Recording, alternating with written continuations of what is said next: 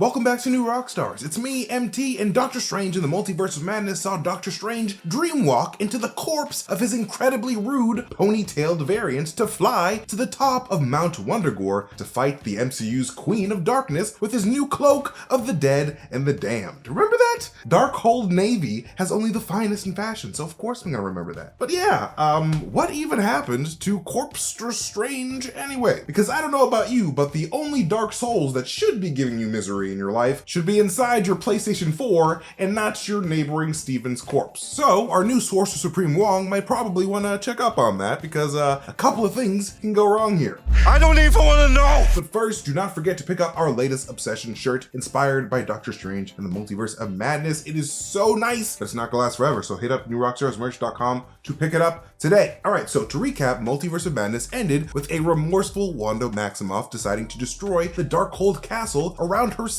so that nobody on the planet would ever be tempted by those dark-ass spells again, seemingly choosing to sacrifice herself in the process, as she herself probably figured that she was too far gone for any type of redemption, especially after her own horrific experience with one Darkhold corrupted Agatha Harkness in the town of Westview, New Jersey that got her hooked on Chthon's magic cuckoo juice in the first place, where Wanda, of course, would learn that Agatha Harkness's own mother tried to kill her daughter for staying up past her bedtime, reading the devil's fanfiction called The Darkhold, because Agatha all along was dark magica too far gone by the Darkhold's hold. And so, like Mama Harkness in 1693 and the 838 Pizza Papa Illuminati, Wanda knew what had to be done. Though, let's be real here, Wanda Maximoff is very likely not dead by the end of this movie, because the one big rule in the MCU is, if you don't see a body, then the death didn't officially happen. And this much is of course also true with this damn soul-infused corpse of a ponytailed Doctor Strange, a body that most people assumed to be dead and buried in the rubble with all of that Wanda wreckage. However, what do they say about assuming things, y'all? It makes an ass out of you and me, and a potential big problem for Doctor Strange 3. Why? Well, the good doctor didn't necessarily leave his scare B&B corpse the way he found it, because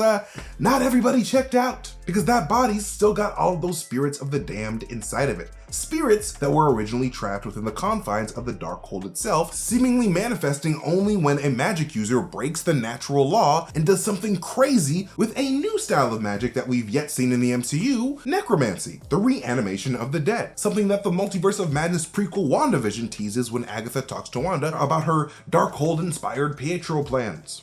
A Cristallo possession. Necromancy was a non-starter since your real brother's body is on another continent.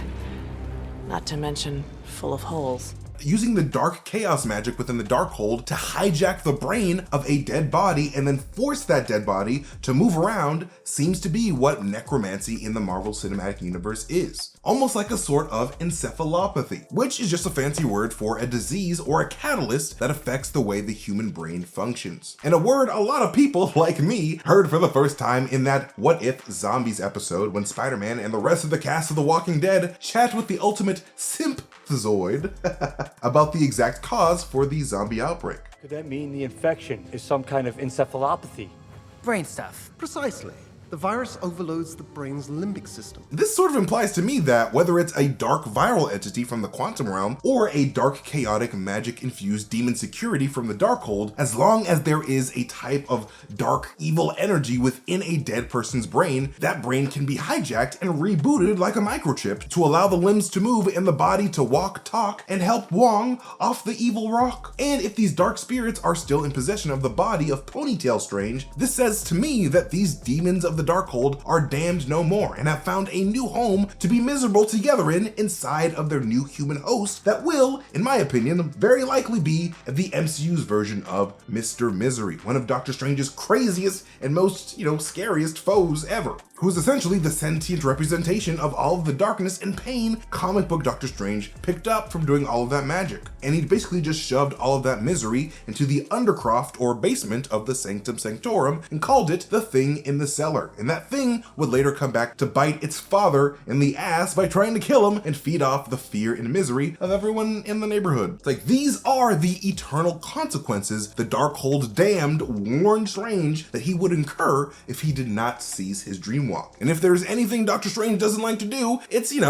paying the bill when it comes due. Just like his buddy Mordo chastised him about before he dedicated his life to murdering this magic rule breaker of a man before he plays around with dark and magical elements that he doesn't understand. You still think there will be no consequences, Strange? No price to pay. We broke our rules just like her. The bill comes due. Always.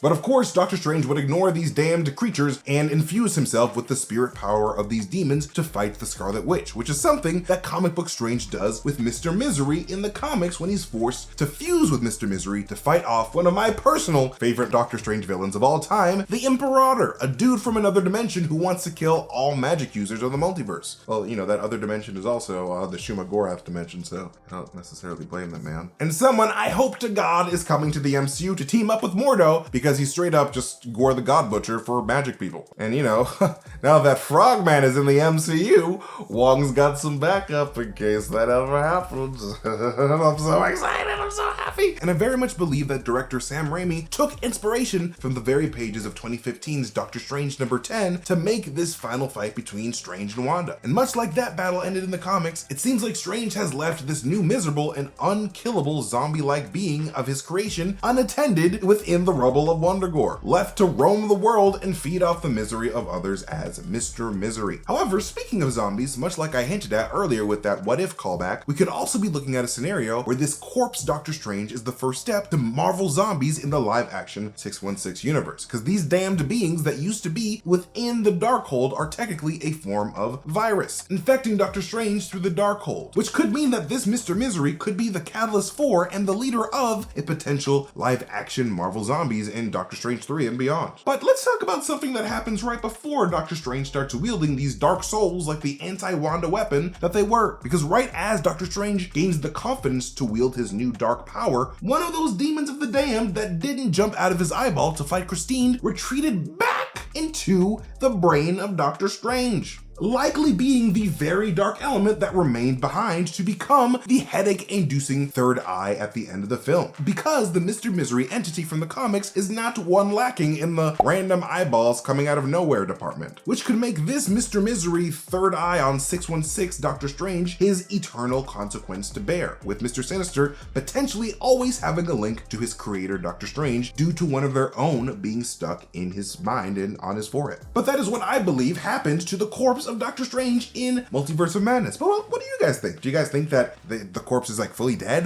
Do you guys think that the corpse could have reanimated Wanda? Because Wanda is definitely not dead, so maybe that could be the reason why she survived. Speculate in the comment section below, my Speculation Nation nerd babies. But anyways, thank you guys so much for watching this video. You can follow me at MasterTainment on Twitter to send me tweet some weird shit, but more importantly, you can follow New Rockstars. Make sure to hit that notification button to get notifications every time we upload a video. And of course, please hit up newrockstarsmerch.com so you can get our latest Obsession shirt inspired by Doctor Strange in the Multiverse of Madness. The design is really cool, but it's not going to last forever. But anyways, thank you guys so much for watching. I love you guys so much, and I'll see you guys later. Goodbye.